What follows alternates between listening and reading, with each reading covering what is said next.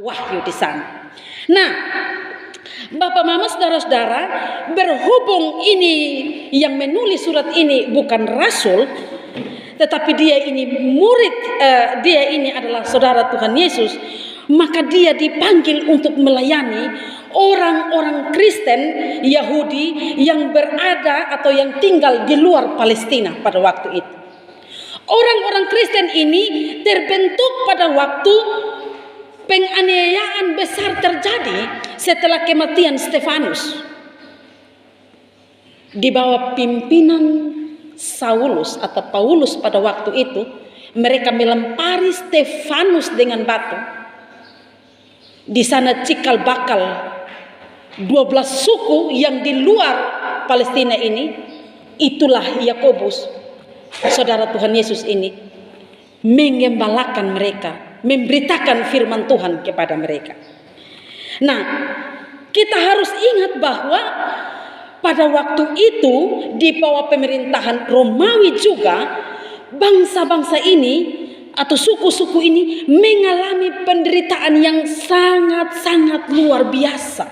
Minggu kemarin saya ikut kebaktian di Kupang sana, Pak Pendeta baru mengkhotbahkan bagaimana orang-orang pada zaman itu menderita.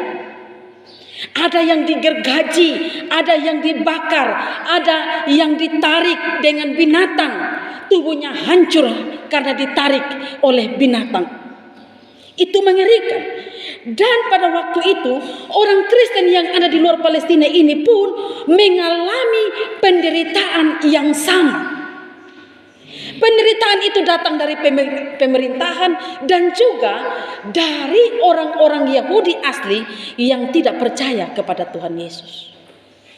Mereka juga giat memberitakan kebenaran firman Tuhan yang mereka ajarkan atau Taurat itu, dan di dalamnya ada ajaran-ajaran sesat yang diajarkan kepada orang-orang Kristen pada waktu itu. Sehingga Bapak Mama, saudara-saudara, maka surat ini Yakobus mau menekankan kepada 12 suku ini supaya mereka tetap menjaga hidup mereka, menjaga sikap mereka apabila ujian itu datang. Tetapi orang-orang ini selalu menganggap bahwa apapun yang mereka alami itu bersumber dari Tuhan. Apapun. Itu sebabnya Yakobus membagi 2 poin ini. Terjemahan bahasa Indonesia, terjemahan baru, dia menggunakan kata yang sama di awal, pencobaan. Tapi nanti sebentar kita belajar lebih dalam, ternyata bagian ini dalam terjemahan lain menggunakan kata ujian. Sesuai dengan makna yang kita belajar tadi. Nah, Bapak Mama, saudara-saudara, tentu ketika seseorang mengalami yang namanya tekanan, seseorang mengalami penderitaan atau mengalami hal-hal yang tidak disukai, itu sebenarnya membawa penderitaan bagi dia. Ada yang bertahan, tapi ada juga yang mundur. Ada yang tetap teguh, tapi ada yang akhirnya goyah dan lain sebagainya. Itu sebabnya pagi ini saya mau membagikan apa sih yang harus kita lakukan supaya apabila kita diuji, kita tetap menjadi orang Kristen yang baik. Mari kita lihat satu-satu. Yang pertama, tadi saya katakan bahwa ayat 12, mari kita melihat di situ. Ayat 12 dikatakan begini. Berbahagialah orang yang bertahan dalam pencobaan. Sebab apabila ia sudah tahan uji, ia akan menerima mahkota kehidupan yang disediakan Allah kepada barang siapa yang mengasihi dia. Kita harus membandingkan lagi dengan terjemahan sederhana Indonesia. Dalam terjemahan lain dia katakan begini. Bersukacitalah saat kamu bergumul melewati ujian atas keyakinanmu. Karena ketika mereka berhasil melewati ujian tersebut, Maaf ya, saya langgar. Ini terjemahan literal yang saya bacakan. Saya baca ulang terjemahan sederhananya begini. Bersukacitalah saat kamu bergumul melewati ujian atas keyakinanmu, karena sesudah kamu lulus dari semua ujian di dunia ini, kamu akan diberi mahkota kemenangan sesuai dengan janji Tuhan kepada kita semua yang mengasihinya. Satu terjemahan literalnya. Allah akan membahagiakan umatnya yang tetap setia kepadanya di ujian yang dihadapinya. Karena ketika mereka berhasil melewati ujian tersebut, Allah telah berjanji bahwa Ia memberikan kehidupan kekal bagi sebagai sebuah hadiah. Inilah yang Allah akan berikan kepada mereka yang mengasihi Dia. Dari perbandingan ini, maka kita menemukan bahwa pencobaan pertama dalam terjemahan baru itu sebenarnya ujian.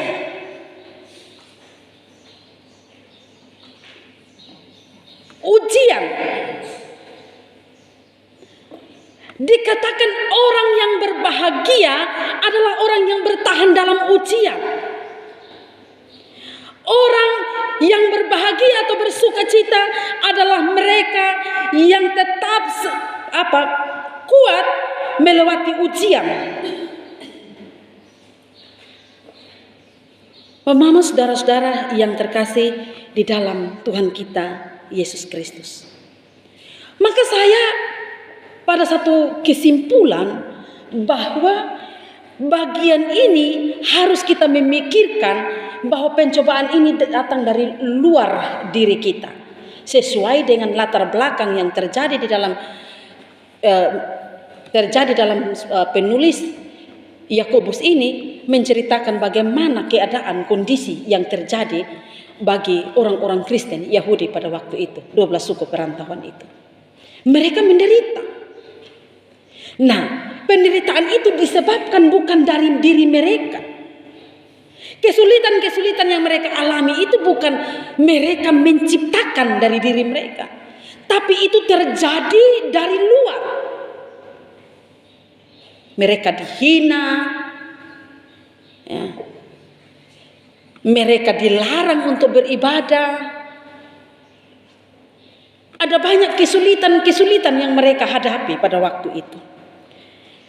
Yakobus menguatkan iman mereka bahwa ketika kamu kuat melewati ujian imanmu, maka kamu akan menerima mahkota yang diberikan kepadamu.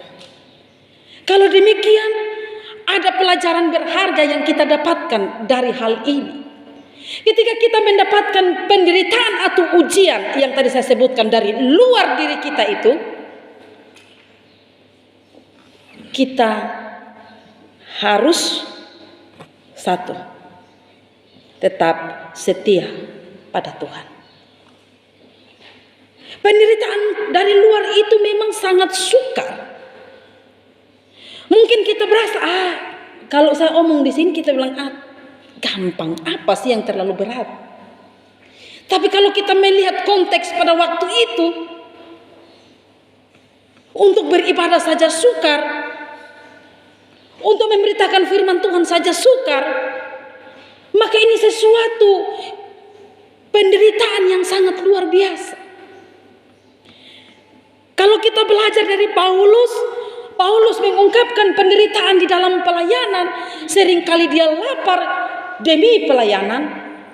Waktu dia dengan kapal terjadi karam kapal, dia harus dilempari oleh orang-orang yang tidak mengenal Tuhan, orang-orang yang benci dengan Tuhan.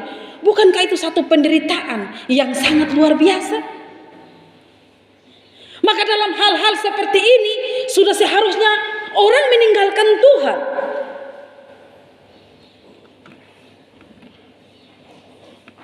Kalau kita terapkan di dalam diri kita, Bapak Ibu, penderitaan dari luar yang seringkali kita alami itu apa?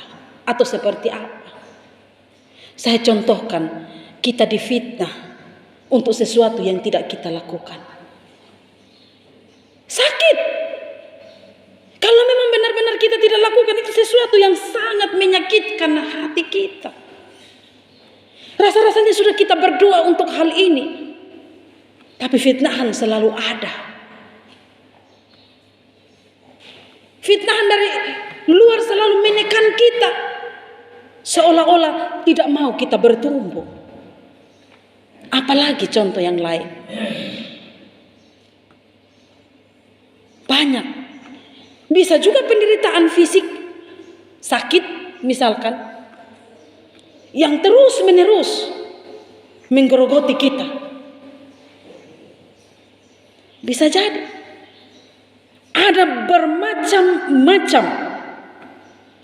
Karena itu Bapak Mama, kecenderungan kita sebagai manusia, bahwa ketika kita menghadapi ujian terhadap iman kita, kecenderungan hati kita selalu ada pada masalah atau ujian yang kita hadapi. Mata kita tertuju kepada apa yang kita alami itu. Akibatnya apabila kita mengalami kesukaran atau penderitaan atas apa yang menimpa hidup kita, waktu kita arahkan hati kita, pikiran kita pada persoalan itu, maka kita melihat ada banyak orang yang putus asa karena masalah yang dihadapi. Ada banyak orang yang lalu kecewa atas apa yang ia alami dan bisa meninggalkan Tuhan. Tetapi waktu kita memandang kepada Tuhan, kita melihat di surga,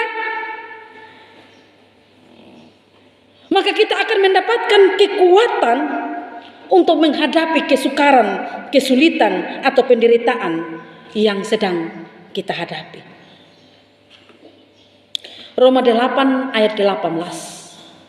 Roma 8 ayat 18, sebab aku yakin bahwa penderitaan zaman sekarang ini tidak dapat dibandingkan dengan kemuliaan yang akan dinyatakan kepada kita. Penderitaan zaman sekarang ini tidak dapat dibandingkan dengan kemuliaan yang akan kita terima. Kita terapkan di dalam konteks kita.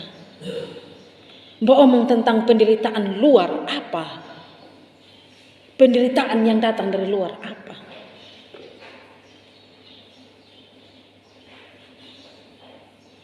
Mungkinkah kita mau meninggalkan Tuhan karena penderitaan itu? Kalau 9 tahun yang lalu, goncangan itu masih kuat untuk gereja ini. Tapi sekarang ini kalau goncangan itu datang, rasanya kita sudah kuat, cukup kuat kita empu akar sudah tanam. Maka kita tetap ada di dalam Tuhan.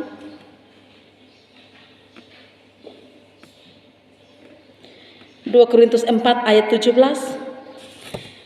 Sebab penderitaan ringan yang sekarang ini mengerjakan bagi kami kemuliaan kekal yang melebihi segala-galanya, jauh lebih besar daripada penderitaan kami. Paulus menyebutkan bahwa penderitaan yang sekarang yang kita alami adalah penderitaan ringan. Ya, betul, penderitaan ringan. Tapi ingatlah, ketika kita mengarahkan mata kita ke atas, kita akan merasakan bahwa kemudian kita akan mendapatkan sesuatu yang nilainya lebih besar dari apa yang kita alami. Ibu bapak saudara-saudara yang dikasihi Tuhan kita, Yesus Kristus. Kita mesti sadar bahwa ujian sebenarnya itu sumbernya dari Tuhan. Pencobaan itu biasanya sumbernya dari setan. Nanti kita belajar itu. Tapi kalau kita tahu bahwa setiap ujian bersumber dari Tuhan, maka kita harus sadar bahwa Tuhan sekarang sedang memeriksa kita. Tuhan sedang menilai mutu kita sebagai orang Kristen seperti apa. Justru kalau kita tidak pernah dapat ujian, ini kita mesti berhati-hati. Kita tidak ada mutu di hadapan Tuhan sebenarnya. Sebab orang yang diberi ujian itu betul-betul diketahui bahwa dia punya mutu, dia punya kualitas. Sama seperti penulis Mazmur bilang, seperti emas yang diuji berapa kali? Yang baca firman, diuji berapa kali? 7 kali. Diuji, dibakar, demi mendapatkan kemurnian dari emas itu sendiri. Pertanyaannya, apakah kita tetap setia kepada Tuhan apabila waktu baik? Ataukah kita juga mau tetap setia sekalipun kondisi yang kita alami tidak baik? Maukah kita tetap setia? Kalau kita tetap setia kepada Tuhan, maka firman Tuhan bilang, engkau orang yang berbahagia.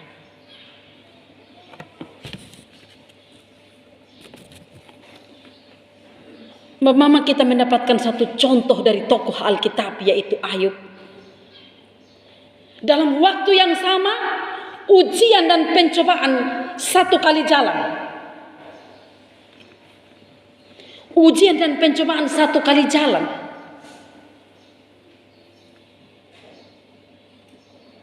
Tapi dia tetap bertahan. Dia tetap setia dengan Tuhan. Sebab apa? Kesetiaan kita nanti akan membawa kita kepada mahkota kemuliaan yang Tuhan janjikan. Yang kedua,